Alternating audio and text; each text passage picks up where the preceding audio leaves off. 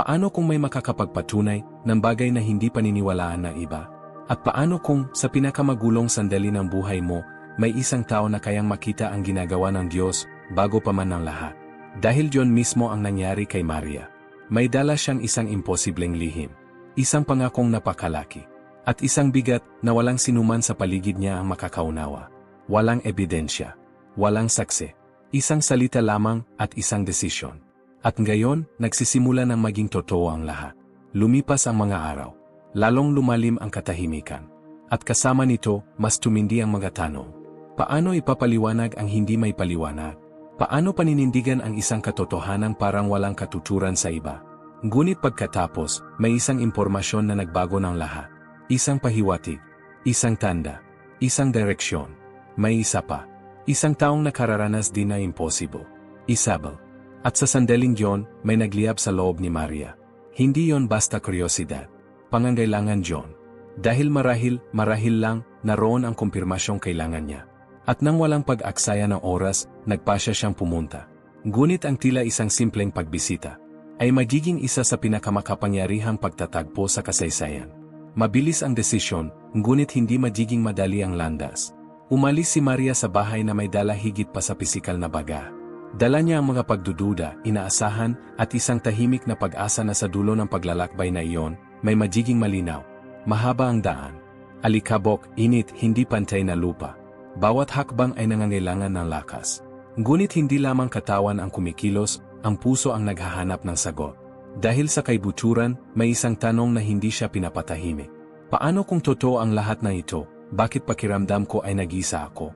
Humihip ang hangin. Gumagalaw ang mga kasuotan. At ang katahimikan ng daan ay tila nagpapalakas sa lahat na nararamdaman niya. Walang distraksyon. Walang panlabas na tinig. Mga kaisipan lamang at pananampalataya. Ngunit may isang bagay na nagtutulak sa kanya na magpatuloy. Ang alaala ng mga salita ni Gabriel. Ang kumpirmasyon ng impossible ay nangyayari na hindi lamang sa kanya. Isabel. Ang impormasyong Diyon ay hindi detalye lamang.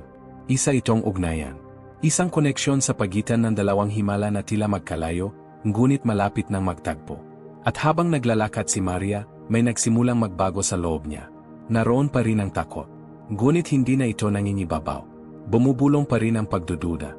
Ngunit hindi na ito nagpaparalisa. Dahil kapag may taong nagpasya na magtiwala, kahit hindi na unawaan, nagkakaroon ng ibang kahulugan ang landas. At gayon pa man, wala siyang ideya kung ano ang mangyayari pagdating niya. Lumabas sa malayo ang bahay, simple, tahimik, ngunit may dalang kakaiba. Bumagal si Maria. Bumilis ang tibok ng puso. Hindi lamang ito katapusan ng isang paglalakbay, kundi simula ng isang sagot. Huminto siya sandali. Huminga ng malalim. Dahil ang lahat ng susunod, maaring magpatunay sa lahat o lalo pang magpalabo ng lahat. At pagkatapos, pumasok siya. Isabel. Mahinang lumabas ang boses. Halos parang pagsubok. Halos parang sinusubukan niyang alamin kung totoo nga ba ito. At sa mismong sandaling yon, may nangyari. Hindi kalaunan. Hindi paunti-unti. Kaagad. Sa loob ni Isabel, may reaksyong nabuo. Gumalaw ang sanggol sa kanyang sinapupunan. Ngunit hindi yon karaniwang galaw.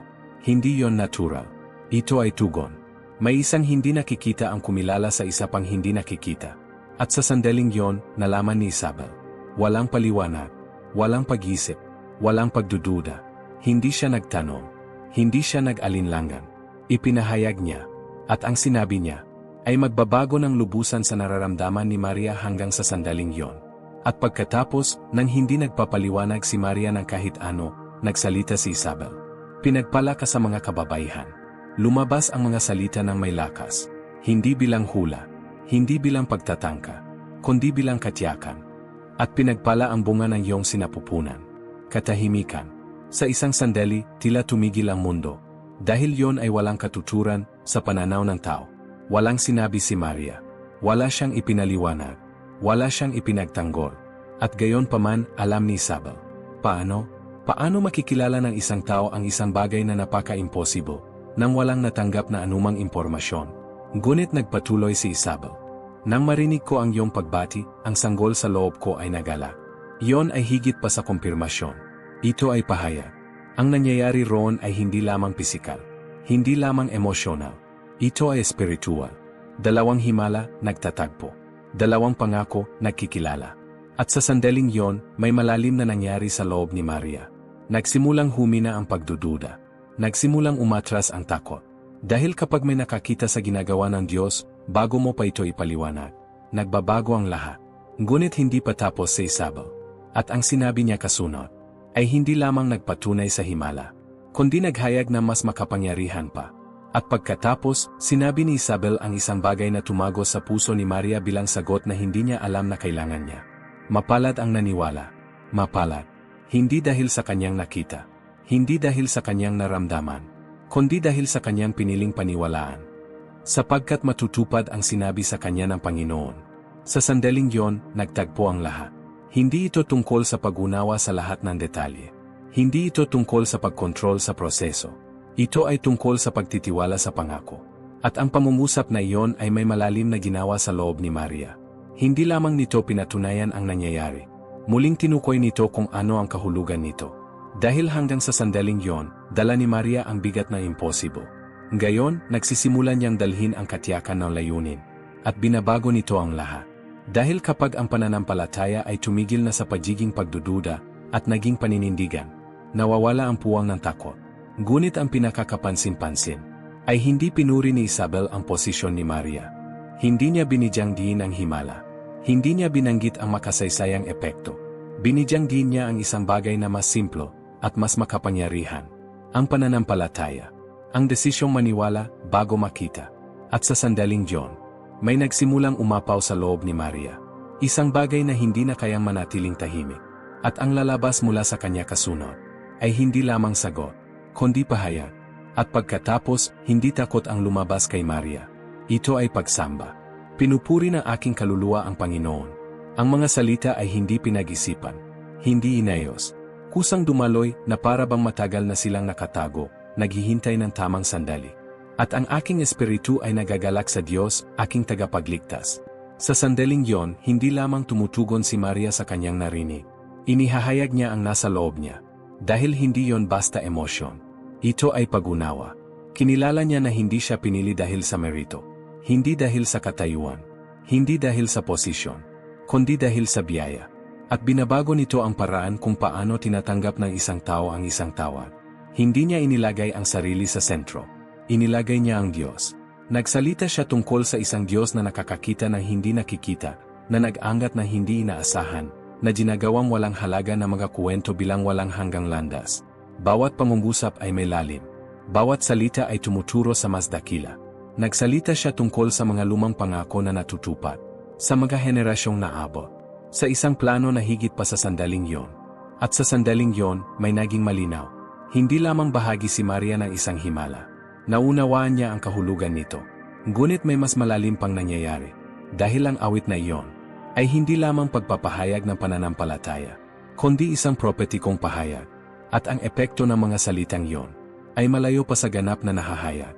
At habang ang mga salitang yon ay umalingaunggaw sa kapaligiran, may isang hindi nakikitang itinatatag. Hindi lamang yon awit. Hindi lamang yon pasasalamat. Ito ay pagkakayon. Nagsimulang ipahayag ni Maria ang mga katotohanang higit pa sa kaya niyang makita sa sandaling yon. Para bang inilalarawan niya ang isang hinaharap na hindi pa nangyayari. Ibinabagsak niya ang makapangyarihan mula sa kanilang mga trono. Ngunit sino ang ibinabagsak? At itinataas ang mga mapagpakumbaba. Sino ang itataas? Sa sandaling yon, tila ito ay tula lamang. Magagandang salita. Matinding damdamin. Ngunit hindi. Ito ay propesya. Para bang sa maliit na spasyong yon, dalawang babae ang konektado sa isang bagay na mas dakila, isang bagay na tatawid sa mga kaharian, sistema at henerasyon. At ang pinakakahanga-hanga. Hindi nagsalita si Maria tulad ng isang taong walang katiyakan. Nagsalita siya tulad ng isang taong nakita na ang wakas, kahit nasa simula pa lamang siya. Hindi ito karaniwan. Hindi ito natural. Ito ay pananampalataya sa antas na kakaunti lamang ang nakakaabot. At habang mas nagsasalita siya, lalo pang tumitibay ang isang bagay sa loob niya. Wala nang puwang ang pagdududa. Hindi na nangingibabaw ang takot. Dahil kapag nagsimulang ipahayag ng isang tao ang sinabi ng Diyos, nagsisimulang umayon ang realidad sa pangako. Ngunit may isang bagay na hindi pa lubos na alam ni Maria. Dahil ang epekto ng kanyang ipinapahayag, ay lalampas pa sa sandaling yon, at lalampas pa sa bahay na iyon. Lumipas ang mga araw, ngunit ang sandaling yon ay hindi nanatili sa nakaraan. Nanatili itong buhay sa loob ni Maria. Bawat salitang binikas, bawat kumpirmasyong natanggap, ay naging mas matibay. Hindi na ito basta pananampalataya. Ito ay paninindigan. At binabago nito ang lahat. Dahil ang pananampalataya ay maaring magbago. Ngunit ang paninindigan, nagpapatibay. Doon, sa tabi ni Isabel, natagpuan ni Maria ang isang bagay na bihira. Kapaligiran. Isang lugar kung saan ang impossible ay hindi kinukwestiyon, kundi kinikilala. Kung saan ang himala ay hindi kakaiba, kundi ipinagdiriwang. At pinapalakas nito ang anumang desisyon. Dahil kapag ang isang tao ay napapaligiran ng pagdududa, kahit ang pinakamalakas na pananampalataya ay maaring manghina. Ngunit kapag may nakatagpo ng kumpirmasyon, lumalago ang tapang. At kailangan John ni Maria. Dahil ang darating ay hindi magiging madali. Ang sandaling John ay parang kanlungan. Isang espasyo ng pagpapatibay bago harapin ang realidad sa labas. At alam niya iyon. Alam niyang hindi siya maaring manatili roon magpakailanman. Alam niyang kailangan niyang bumalik. Bumalik sa Nazaret. Bumalik sa kanyang buhay. Bumalik sa mga taong hindi narinig ang anghel. Bumalik sa mga walang kaparehong pahayag. At higit sa lahat, bumalik sa isang partikular na tao, Diyos. At sa pag-isip pa lamang nito, nagsimulang bumalik ang bigat. Dahil ang pananampalatayang nakumpirma sa isang ligtas na kapaligiran, ay iba sa pananampalatayang sinusubok sa totoong mundo. At ang pagsubok na iyon ay mas malapit kaysa sa inaakala niya. At gayon paman, dumating ang oras ng pag-alis. Muling tumingin si Maria sa paligid. Ang lugar na iyon ay naging higit pa sa isang simpleng bahay. Ito ang tanging lugar kung saan may kahulugan ang lahat. Kung saan walang nagdududa. Kung saan walang kumukwestiyon. Ngunit alam niya, hindi siya maaring manatili. Dahil ang layunin ay hindi nagtatapos sa kaginhawahan, nagsisimula ito sa pagharap. At pagkatapos ay umalis siya. Ang pagbabalik na daan ay tila iba. Hindi dahil nagbago ang daan, kundi dahil nagbago siya. Ang dating pagdududa ay naging desisyon. Ang dating takot ay naging paghahanda. Ngunit hindi yon nangangahulugang magiging madali. Sa kabaligtaran. Ngayon ay may dala siyang nakikita. Isang bagay na hindi na may tatago. At binabago nito ang lahat. Dahil hanggang dito, lahat ay panloob. Ngayon, magiging lantad na. At habang papalapit siya sa Nazaret, mas nagiging malinaw ang isang realidad na hindi na maaring baliwalain. Diyos. Paano siya tutugon? Paano niya maunawaan ang isang bagay na hindi niya nakita, hindi niya narinig, hindi niya naranasan? Ang pananampalataya ni Maria ay haharap ngayon sa pagdududa ng ibang tao. At ito ay laging nagdudulot ng tensyon. Muling bumilis ang tibok ng kanyang puso. Hindi dahil sa kakulangan ng pananampalataya, kundi dahil alam niya na ang ilan sa pinakamahirap na sandali ay darating pa lamang. Nang dumating si Maria, ang katahimikan ang nagsalita bago pa man ang anumang salita. May kakaiba sa kanya. Sa tingin. Sa presensya. Isang bagay na hindi na may tatago. At napansin John ni Diyos. Hindi ito anunsyo. Hindi ito paliwanag. Ito ay isang dago. Dahil para sa kanya, walang anghel. Walang tinig mula sa langit. Walang espiritual na kumpirmasyon. Isang katotohanan lamang. Si Maria ay buntis. At sa sandaling yon, nagulo ang lahat sa loob niya. Tiwala. Mga plano. Hinaharap. Wala nang may saysay. Ang dating katiyakan ay naging pagdududa. Ang dating pag-ibig ay naging kalituhan. At ang pinakamahirap ay ayaw niyang saktan si Maria. Ngunit hindi rin niya maunawaan ang nasa harap niya. At pagkatapos, gumawa siya ng desisyon. Hindi pampubliko. Hindi agresibo. Tahimik. Nagpasya siyang lumayo. Walang iskandalo. Walang komprontasyon. Basta umalis. Dahil sa isip niya, iyon ang tanging posibleng paraan. Ngunit ang hindi niya alam, ay hindi pa tapos ang kwentong iyon. At sa parehong gabi, nagpasya ang langit na kausapin din siya.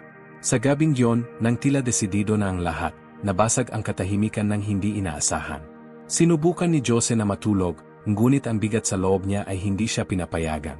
Paulit-ulit ang mga inisip. Bumabalik ang mga ima. Mga tanong na walang sagot. Hanggang sa nangyari ang hindi inaasahan. Isang panaginip. Ngunit hindi karaniwan. Hindi magulo. Malinaw. Totoo. Isang mensahero ang nagpakita. Isang presensya na walang puwang para sa pagdududa. Diyos, anak ni David. Ang mga salitang yon ay may higit pa sa isang pangalan. May dala itong identidad, layunin, koneksyon sa isang mas malaking kwento. Huwag kang matakot na tanggapin si Maria bilang iyong asawa. Takot. Iyon mismo ang kumokontrol sa kanya. Ngunit ngayon, may nagsisimulang magbago. Ang ipinaglihi sa kanya ay mula sa Espiritu Santo. Katahimikan. Nagayos muli ang lahat. Ang tila pagkakamali ay himala. Ang tila pagtataksil ay plano. At pagkatapos, ang huling pahayag. Siya ay manganganak ng isang anak, at ipapangalan mo sa kanya si Jesus. Panggalan, misyon, tadhana. Sapagkat ililigtas niya ang kanyang bayan mula sa kanilang mga kasalanan. Sa sandaling yon, hindi naunawaan ni Jose ang lahat. Ngunit naunawaan niya ang sapa. At nang siya ay magising, naroon siya sa parehong pagpili na hinarap ni Maria noon. Magtiwala o umatras. At ang kanyang desisyon, ang magtatakda kung ano ang mangyayari pagkatapos. At nang sumikat ang araw, walang nagbago para sa mga tumitingin mula sa labas. Ngunit sa loob ni Jose, nagbago ang lahat. Nagawa na ang desisyon. Hindi siya humingi ng paliwanag. Hindi siya naghanap ng ebidensya. Hindi niya sinubukang kontrolin ang hindi niya naunawaan. Pinili niyang magtiwala. Tinanggap niya si Maria. Pinasan niya ang hindi madali. Pinrotektahan niya ang isang bagay na hindi pa niya lubos na naunawaan. Lumakad siya sa tabi nito, kahit alam niyang ang mundo sa paligid niya ay hindi gagawa ng ganoon. At sa sandaling yon, may pambihirang nangyari. Dalawang ang nagtagpo. Ang kay Maria, at ang kay Diyos. At kapag ang dalawang tao ay piniling magtiwala, kahit hindi naunawaan, nagkakaroon ng puwang ang impossible upang mangyari. Dahil ang kwentong yon ay hindi lamang tungkol sa isang hiwalay na himala. Ito ay tungkol sa mga desisyon. Mga desisyong may kapalit. Mga desisyong nangangailangan ng pananampalataya. Mga desisyong nagbabago ng kapalaran. At ang mga desisyong yon ang nagbukas ng daan para sa mas dakila. Para sa kapanganakan ni Jesus Kristo. Ngunit marahil, hindi pa yon ang pinakamalalim na bahagi ng kwentong ito. Dahil ang nangyari roon, ay patuloy na nangyayari hanggang ngayon. Sa ibang paraan, ngunit sa parehong prinsipyo. At ito ay nagdadala ng isang tanong na hindi maiiwasan. At ang tanong ay simplo, ngunit imposibleng baliwalain. Kung hihilingin ng langit sa iyong ngayon ang parehong uri ng pagtitiwala, ano ang magiging sagot mo? Dahil ang nangyari kina Maria at Isabel ay hindi lamang isang hiwalay na pangyayari sa nakaraan. Ito ay isang pattern. Patuloy na nagsasalita ang Diyos. Patuloy na tumatawag. Patuloy na nag-anyaya. Ngunit halos palagi, sa tahimik na paraan. Walang palakpakan. Walang nakikitang katiyakan. At madalas, humihingi ng isang bagay na walang saysay sa sandaling yon. At doon mismo nagkakaroon ng desisyon ang lahat. Dahil ang pananampalataya ay hindi tungkol sa ganap na pag-unawa. Ito ay tungkol sa sapat na pagtitiwala upang gawin ang susunod na hakbang. Maaring tumanggi si Maria. Maaring umatras. Maaring piliin ang mas ligtas na landas. Ngunit hindi niya iyon pinili. At binago nito ang lahat. Maaring nagduda si Isabel. Maaring nagtanong. Maaring binaliwala ang kanyang naramdaman. Ngunit kinilala niya. At pinatunayan nito ang lahat. At ngayon, ang parehong dinamika ay inulit. Maaring hindi sa pamamagitan na nakikitang mga anghel. Maaring hindi sa malinaw na mga palatandaan. Ngunit sa panloob na mga desisyon na may parehong bigat. At ang pinakakapanapanabik ay kadalasan. Ang pinakamalaking himala ay nagsisimula sa isang desisyon na walang nakakakita. At marahil iyon mismo ang dahilan kung bakit napakalakas ng kwentong ito. Hindi lamang ito tungkol sa ginawa ng Diyos. Ito ay tungkol sa kung paano tumugo ng isang tao. Dahil ang himala ay hindi nagsimula sa kapanganakan. Hindi nagsimula sa anunsyo. Nagsimula ito sa isang desisyon. Isang tahimik na. Isang hakbang na walang garantiya. Isang pananampalatayang piniling magtiwala bago pa man umunawa. At ang ganitong uri ng tugon ay patuloy na umaalingaungaw. Dahil hanggang gayon, hindi hinahanap ng Diyos ang pinakahanda. Hindi niya hinahanap ang pinakamalakas. Hinahanap niya ang handa. Magkakaraniwang tao, nabubuhay ng karaniwang araw, tumatanggap ng hindi pangkaraniwang paanyaya. At ang lahat ay nauwi sa isang sandali. Isang sandali kung saan walang nakakakita. Kung saan walang pumapalakpak. Kung saan walang nakakaunawa. Ngunit kung saan maaring magbago ang lahat. At marahil ang sandaling yon ay mas malapit kaysa sa inaakala. Kung nakausap ka ng mensaheng ito, isulat dito sa mga komento. Narito ako. At kung ang kwentong ito ay nagpaisip, nagpadama o kahit nagtanong sa iyo, ibahagi ito sa isang taong kailangang marinig ito ngayon. Dahil minsan, ang naghihiwalay sa isang karaniwang buhay at isang pambihirang kwento ay isang simpleng